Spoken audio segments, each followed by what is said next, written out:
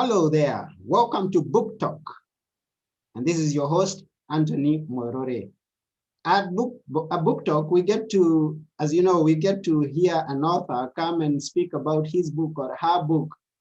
And today we have a very great guest with us, and his name is Matthew Moseley. And Matthew Moseley is someone with a great deal of experiences. Now, I like the fact that Matthew is a long distance runner. Swimmer. Swimmer, sorry. Swimmer, yeah, a long distance swimmer. It's not only running, it's swimming. And he's a musician and he's a communication strategist. He's been doing it for a long time, and not only being a strategist, but he's worked with some of the biggest companies like AT&T, American Rivers, Aurora Economic Development Council, Colorado Education Association, National Juvenile Defender Center. I mean, the list goes on and on. And Matthew has written a book. It's called Ignition. And it's about superior communication strategies for creating stronger connections. And I just can't wait to hear what the book is inside the book. And since Matthew is with us, welcome, Matthew. Hello, Anthony. Thank you very much for having me today. I'm really excited to be here. And we are from Boulder, Colorado. We got a beautiful sunny day. Ah, that's wonderful. It's great to hear that. And we are honored to have you in our show. And I can tell right from the beginning that you are a very great listener, which is vital in communication, I guess, because you heard me talk about running when we are into swimming. I think the reason that it came to that is because I'm from Kenya, where all we talk about is running. Yeah, that's true. Well, you're really good at it too. Yes, so we have a runner from Kenya. I run, although not professionally, and we have a swimmer from Colorado. Did you say? Yep. Okay, so we get going, and before we get right into the book, we'd like to know a bit more about yourself. Please, who's Matthew? Welcome, tell us. Yeah, thank you. So I live in Boulder, Colorado. My day job is as a communication strategist and working with companies and organizations to help them solve big external problems and also help them tell their stories better and help them to generally communicate about themselves and to strengthen their brands. In my evening job, I'm a writer and I have several different books out. My newest book is Ignition, about creating stronger connections and the strategies for how we do that. And then I also have a previous book called Dear Dr. Thompson. And it's about a criminal case that I worked on with the legendary gonzo journalist, Hunter S. Thompson. So that's my evening job. And then I call it my early morning job is as an open water long distance swimmer. And so I have 5 now different first ever, I guess you could call them world record swims because no one's ever done them before. And I just finished a swim down the Green River through Canyonlands, that's in Utah, outside of Moab, for 40 miles. And that was in 14 hours and 36 minutes of continuous swimming. And we had a team of 16 people with American Rivers and ran the rapids of Cataract Canyon afterwards. And the swim was a whole effort to bring awareness about water issues in the Western United States and the critical water shortages and the severe drought from climate change that we're facing here. So that's me in a nutshell. And then sometimes I try to sleep, and I'm also a father of 2 kids and a husband of a wife who's a water rights attorney here in Boulder. So yeah, we stay pretty busy. Oh, I can tell that that's quite a busy environment. I mean, in your home and you're out and about running, writing. I mean, how do you get all that together and make it work? I mean, you have a family, you have swimming, you have writing. I mean, tell us. Well, I don't know if there's any secret about it, but one of the things that I found that's really that helps me in my life to maintain balance and enthusiasm is to have my professional day job and things that I really am passionate about, but also coupling that with an athletic interest that keeps me sane and fit and kind of working towards a purpose. And then I also, it's funny that I'm a very social person, and so I didn't do so well during COVID. I don't do well with social distancing or isolation. I don't know if anybody does actually. Oh, who did that?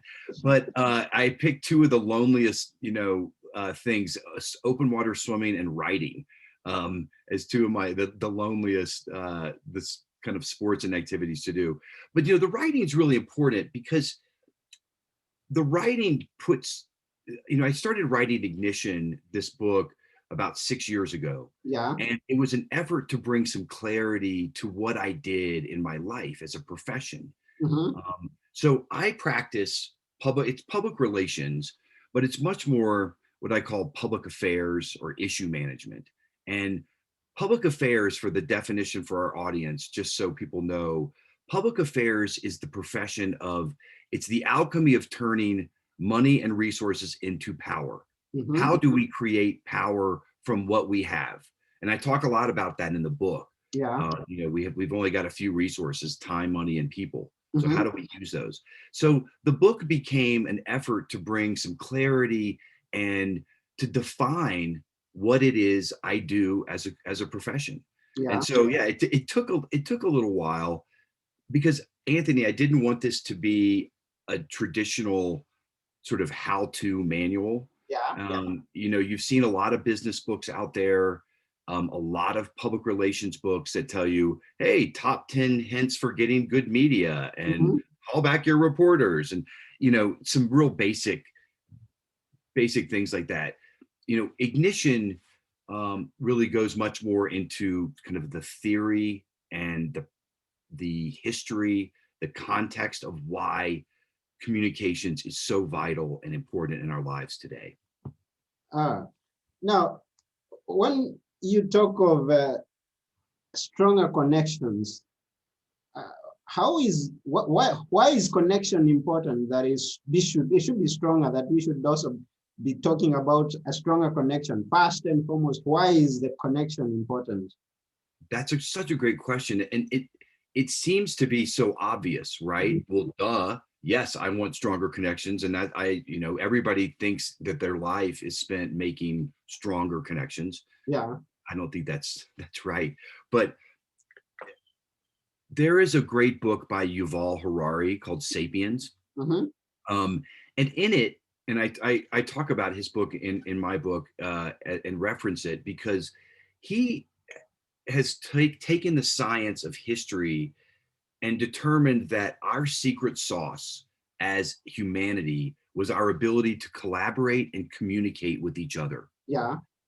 As sapiens, there were stronger and other types of sapiens that were better and that were faster. Mm-hmm. But we were able to organize and we could collaborate for a greater good. Mm-hmm.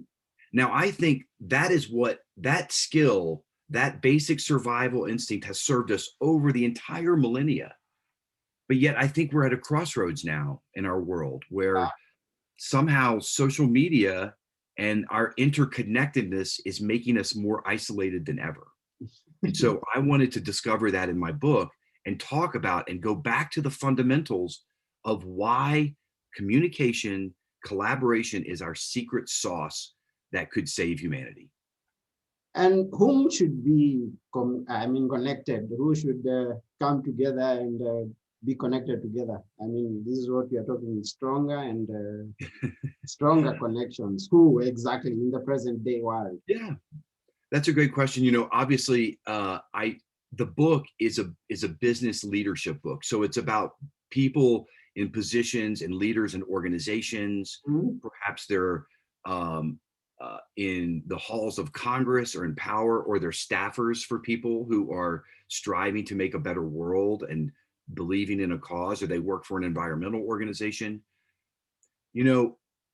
Right now, Anthony, we are at a crossroads in our world where we have some big problems. You Yeah. know, I think water, and we referenced this earlier, water as an open water swimmer, water is the most critical issue of our time.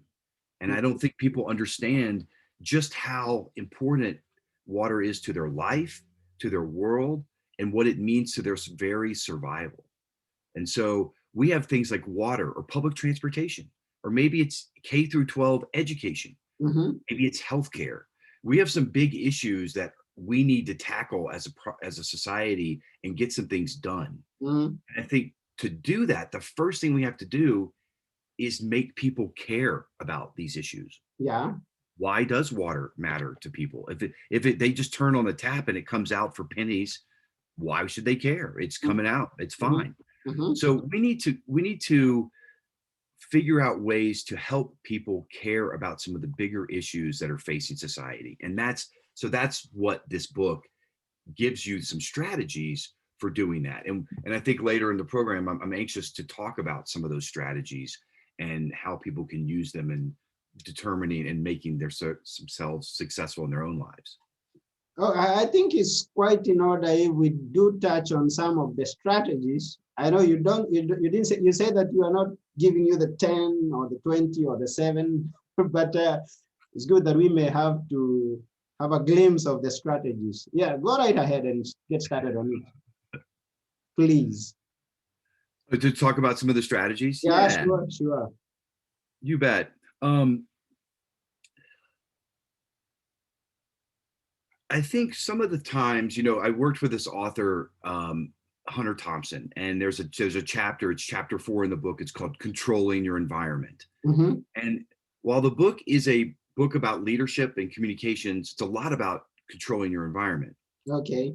So one night I'm in his kitchen, and he was famous for blowing off bombs and explosives and loved to shoot things up and as a sport. And so we had just blown up a bomb in the back of his yard, and it was just a pipe bomb, but it was for fun. And Vanity Fair was there, and there was a bunch of people, Lyle Lovett's parents.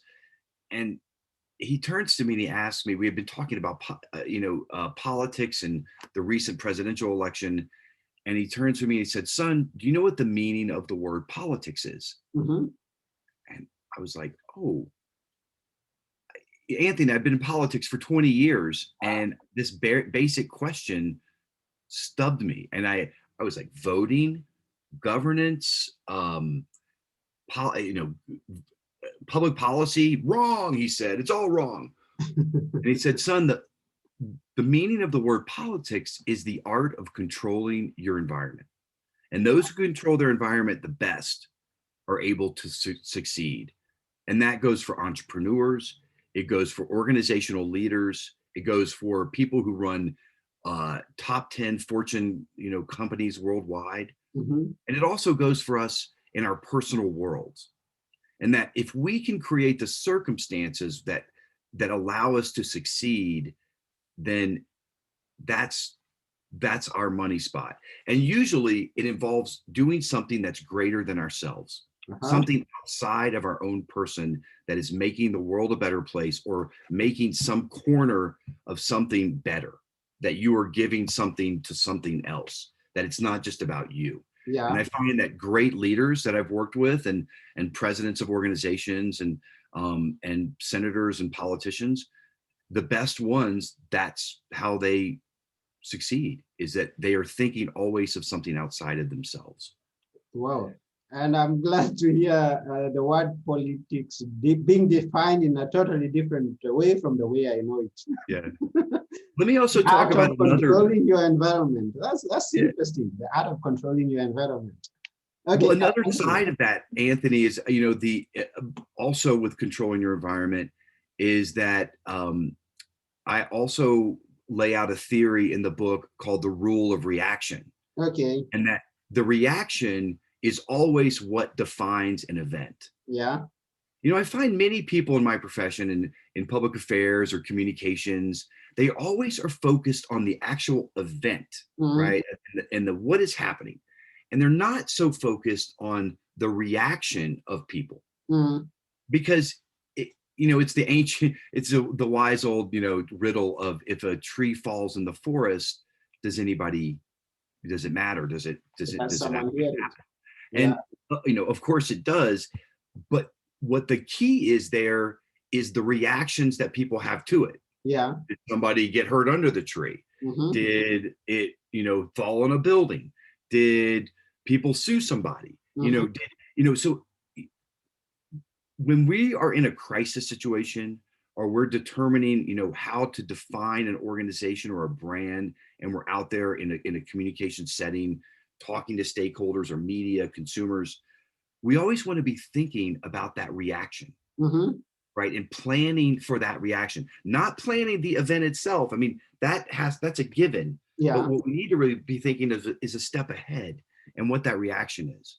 Mm-hmm.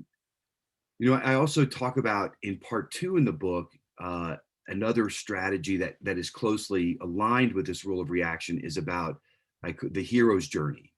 Okay. The hero cycle.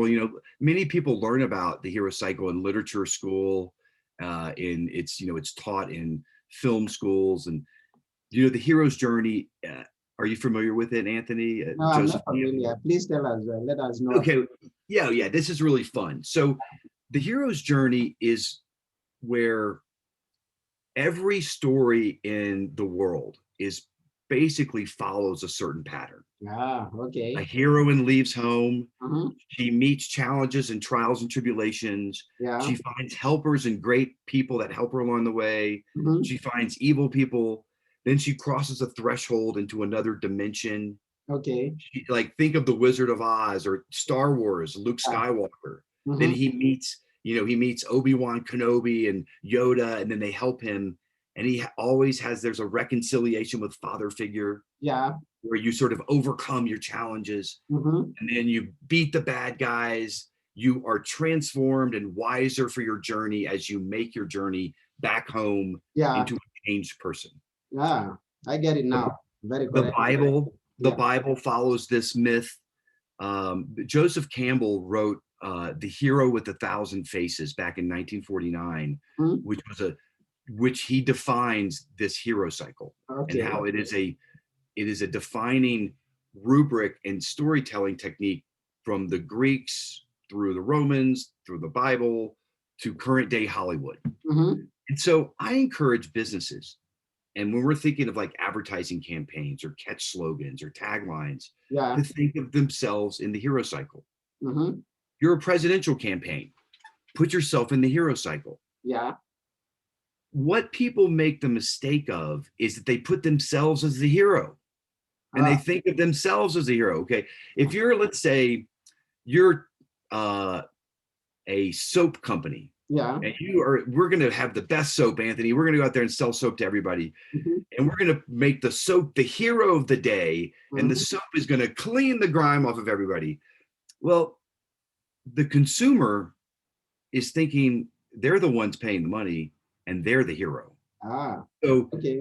the product is really the helper in this story. It's The not the product hero. is the coming to be the savior in this hero cycle, to give them that fresh morning feel as they start their hero's journey for the day. Ah, okay. They're not the hero. Okay. So I think sometimes we always put ourselves as the hero in our own journey, instead of, do you remember when I talked about in the very beginning Mm-hmm. that the best leaders, the best people that accomplish their goals, are always thinking outside of themselves. Yeah, yeah, They're yeah. thinking of themselves as the helper. They're Yeah. not the heroes in this Uh-huh. journey, Uh-huh. you know? And so I like to coach organizations and people into helping them, it's a little bit of a shift in perspective of Mm-hmm. how they view the world and where their place is in it. And so it's not just communication strategy, it's a Uh, whole kind of approach to the world. And through these approaches, it's exactly how then you make these stronger connections. oh, wonderful. Because in normal time, I'm always thinking that the boss is out there, the manager or whoever is leading the company, and that's the hero. And you have to listen to what he says. You have to do what he says and do it as he wants it. That's a misconception of Yeah. the whole idea, I guess.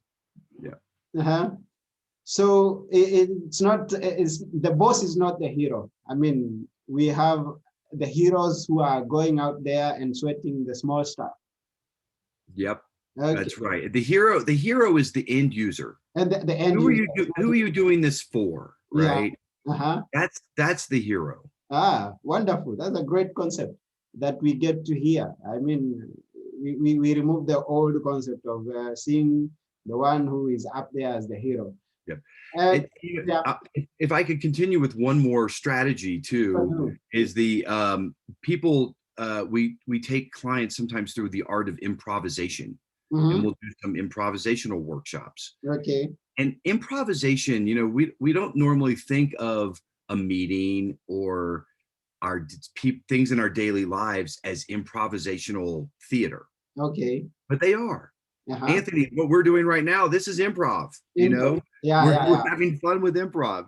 And so um, one of the things in improv that's really important, I interview a very well-known improv person in the book, and she poses this question, and she says, in improv, we always try to make things better, but in improv and in life, how do I support somebody that I don't agree with?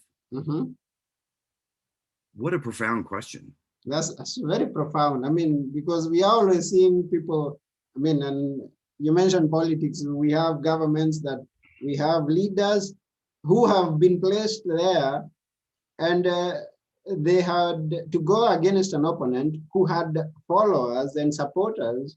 And once you come into leadership, you're going to support everyone. You're going to be there for everyone, not only yourself, all your people. So right. Please go on and tell us. And you're hitting, you're going in the right direction there, Anthony. And that is, when somebody gives you an idea you don't agree with, make it better. Yeah. Don't tear it down. Don't poo-poo it. Don't destroy it. Don't criticize them. Make it better. Bring your own values and bring your own thing to add to that to make it better.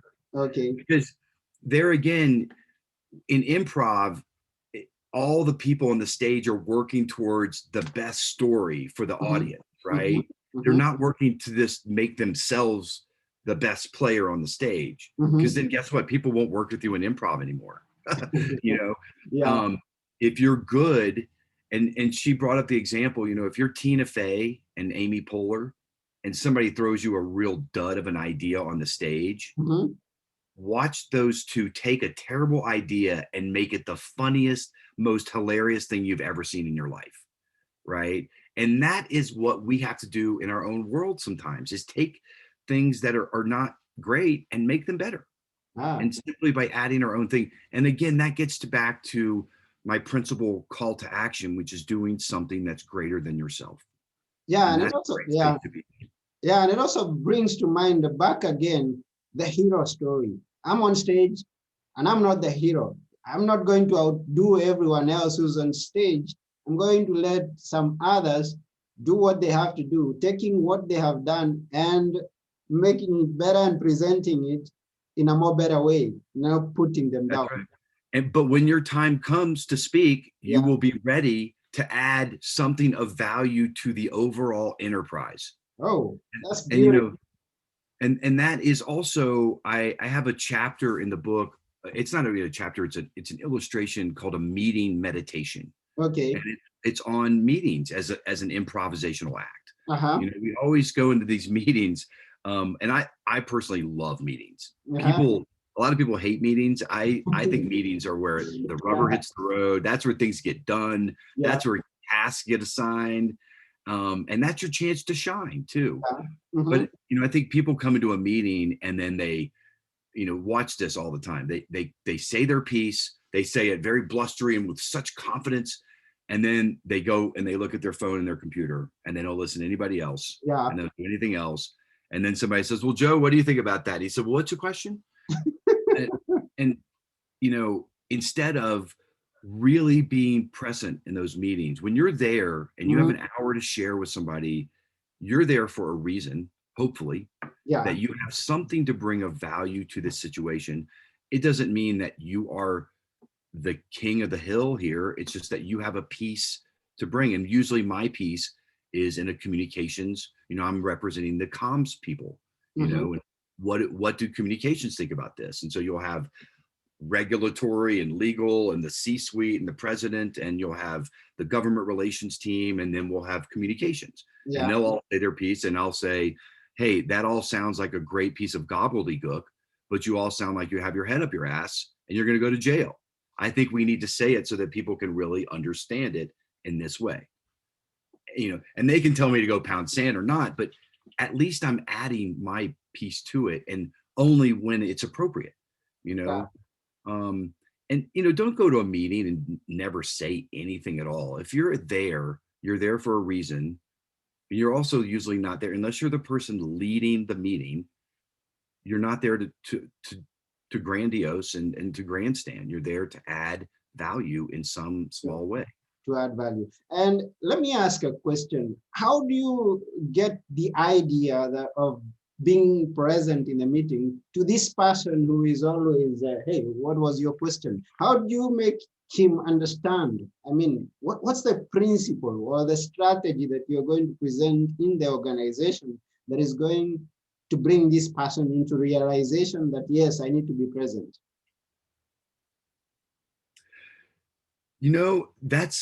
That's a tough one, because you would think that by the very nature of somebody inviting you into a meeting that you would say, oh, I need to be present. This is an important reason for me to be here. But I find that I'll go into a meeting with 20 people and only 3 of the people are actually paying attention. Yeah. Everybody else is on their phones and their devices, and people are not really there. So what I do, there's a little graph. I'm gonna look for it here real quick, but it's essentially, before I go into a meeting, I center myself. In the car or in the bathroom or outside in the hall. I like to take 3 very deep belly breaths and relax. Okay. And then really think of just my own place in what am I bringing here? Yeah. What is my role here? And really focusing on that. And then also, so then when we sit down at the meeting, one of the exercises I like to do is I like to go around the table just in my own thing very quickly. And I say, what is Anthony's role here? What does Anthony think his role is here? And you kind of go around the table and you sort of in your own mind, what is each people contributing? Yeah. Because then what that does is it gives you a lay of the land about what your particular place in that circle is. Right. And look, you may already know it intuitively, but the fact that you're doing it in the present, right there in the meeting, it can bring you more into the space, right? And so I like to really focus intently on what people are saying. I think listening is such a lost skill right now. Yeah, it is. It takes a lot more energy to listen than it does to talk. Does it? Yes, because the listener is the one processing all the information. While, I'm sitting here to you, Anthony, and just bombard. It's easy for me. I can talk for hours. But to process and learn information, and there again goes back to the meeting, because people love to talk, right? Oh, that's not a problem. Getting the most useful information, the right information out of people that brings value and closure to a circumstance, that's different. Yeah. And that takes leadership in a meeting, but it also takes people being more present. And it's really tough now because you have very smart people, very important, well-paid, high-paid people, and they're totally, utterly distracted. And you've seen it. I'm sure you've seen it. Yeah, this is the most distracting period of our lifetime, I guess. I mean, and I think those who can control those distractions and center them and focus them on what they need to accomplish out of all that, and get all the clutter away and just laser focus on what you need to do, that's where you can find success. Oh, yeah, sure. That's beautiful. It's them that accomplish what has to be accomplished, and success happens. Yeah. So let me go back a bit and ask you this one question. You bet. Why did you choose the word ignition? You know, I never even chose it. It seemed to have chosen me. Oh, I I started the book 6 years ago, and I yes. was asked to give a talk. Are you familiar with the event Burning Man? I've heard about it. Yeah, it's an arts festival in the desert. It's pretty fun. It's about 70,000 people. You know, you have a lot of different kind of folks out there. So I was asked to give a talk at Center Camp it was called Gonzo Communications, Okay. and it was about this author that I worked for, Hunter S. Thompson. He had invented a style of journalism called Gonzo, Mhm. which was, a lot of people thought it was because he liked to do drugs and shoot guns and turn in late deadlines and write in this really wacky style. Mhm. But the word gonzo to him really meant putting yourself in the story. Okay. That journalists really shouldn't be these unbiased people, that every journalist had an angle, they had a situation, and they needed to sort of own that. Mhm. And so he, it was a very it's sort of building off the styles of F. Scott Fitzgerald or Ernest Hemingway, Norman Mailer, some of the great other writers before him. He Mhm. just sort of perfected it in this media gonzo style. And so I gave a talk about that we should in life be participants, not spectators. Uh-huh. And that, you know, that's the call to action of Ignition right here, is that we need to be in the game, Okay. because if we're not, there are other people who are, and we may not like what the outcomes are. Ah. And that's where our responsibility lies, is to get involved in these critical issues of the day.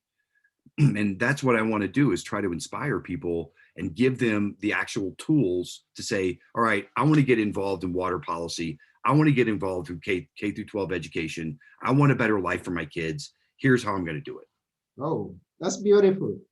Yeah. And something that we always have to imagine, if I don't do, someone is going to do it, and I may not like what he or she does.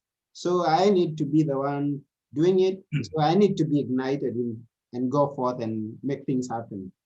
And that's exactly it, is to create these own blast of ignition in our own worlds, and that we can control what this, you know, what the, you know, we can take in the fuels.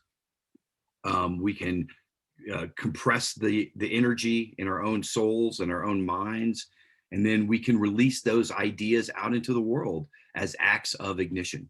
Oh, Yeah. wonderful. And thank you And very much because for I have a quote. There's a Native American, the Hopi prophecy, which is a Native American poem, and it says at the end, you know, do not look outside of yourself for a leader. yeah. We are the ones we've been waiting for. Mm, good. That's beautiful. That for things to happen, I don't have to wait for things to. I have to make them happen. Correct. Yeah. That's beautiful. Now, I'm someone who is always impressed, or someone who would like to know much about word formation. And when I see about your subtopic, I discover it goes SC. Was it intentional? Was it intentional, or is something that just happened? That's so funny, because I did not notice it at all. And in fact, the publisher was actually the one who assigned the subtitle. Okay. And I had argued for The Art of Controlling Your Environment. I had like 5 or 6 other subtitles, and I didn't know what I wanted. So they just assigned one, and this was it. And Yeah. my best friend Jonathan Barch came, and he was like, SC. And I said, what are you talking about? Yeah. And he goes, that's the acronym for your book. So, yeah, It's it's interesting. really It's funny. interesting. Totally unintentional. It's unintentional. But it's beautiful. I like it. SC. So next time that someone goes ignition, SC. You could Superior be, you could communication say, Yeah. Hmm? yeah, you could Yeah. say SC. Oh, I. Oh, that's even more beautiful. It's I I. colon. And I. SC. I'm gonna write that down right now. I like it. Yeah. Please do, Okay. because it's gonna be beautiful in your next You talk. heard it here first. You had it, you had it at book talk first, and Yeah, thank you. It's a good currency. Ignition, superior communication strategies for creating stronger connections. I-S-C-S-C-S-C. Please remember, the viewer, it all starts with you. It depends upon you whether whatever has to happen is going to happen. So you gotta get the ignition and get things moving. And we thank you very much, Matthew, for coming up with this book, I-S-C-S-C-S-C. Ignition. Let's get the ignition and get things happening in our own life. Let's get it firing. Let's get it going. You know, I always warn too, with ignition, there can be combustion. So get ready. Yeah, get ready, get ready. Let's get the fire going. Yeah. Yeah. So we are really honored, and we are very thankful for you to be in our program. And we are really happy to know that there is ignition out there, but it doesn't have to be out there. We need to have it in us. So all the viewers, I'd ask you to go and get that book. If people want to connect with you, Matthew, how do they do it? Yeah, that's a great question. I'm here on Facebook, obviously, and on all social media channels. It's Matthew Moseley, M-O-S-E-L-E-Y. And the book is Ignition. It's out by Routledge Publishing, an imprint of Taylor and Francis, a great publisher. They've been just awesome to work with. And you can buy it online through them. Yeah. There's a discount code if you want to get 20% off. We can put it here in the chat group. And you can also purchase it on Amazon. And then if you're looking to talk to me more about communication strategies or other issues, you can reach us at theignitionstrategygroup.com. And me and my team of people are standing by, and we work with lots of different folks out there and would love to talk with you about it, any big issues that you might be facing. Yeah, and I noticed that you also get invited to conferences and things like that to go and give talks. Yep. So if anybody's listening here and you'd like someone to come and address that issue, communications issue with results, then Matthew is the right guy to talk to. So go get him. Yep. Yeah, it's a lot of fun. And I do a lot of speaking, and I'm looking forward to the fall where the world's going to be opening up a little bit more. And I've got a couple of conferences scheduled here, and we'll be getting out on the road. I'm actually I'll be in New York City for a book signing on September 20th. Okay. And you can look at my website and find out all the details there at ignitionstrategygroup.com. And I'll have it here online. But also I'm looking to go to Tel Aviv in November at the University of Tel Aviv Law School, and then maybe to Switzerland after that. So trying to build a little world tour here, and really excited to get out there and talk about some of these ideas. Yes, and I pray that things open as they should, as we expect them, as was happening before. That's what we look forward to, and we pray everything goes on well. Great. Yeah, well, I really appreciate you having me on. Thank you so much. It's been a wonderful conversation. You're most welcome. You're most welcome. But before we go, as always, I ask someone to leave us with a parting shot. What would you like us to remember you with? With a parting shot? Yeah. As my friend and former journalist said, Hunter S. Thompson, buy the ticket, take the ride. Wow. Buy the ticket, take the ride. So once again, Matthew, we can't thank you enough. Thank you very much for being on our show. And yes, we are on fire. We are on fire. En fuego. And all the viewers, bye for now. Until next time. Please remember to subscribe to my YouTube channel and go to our website, bookplacemedia.com. And yeah, be on fire. Bye.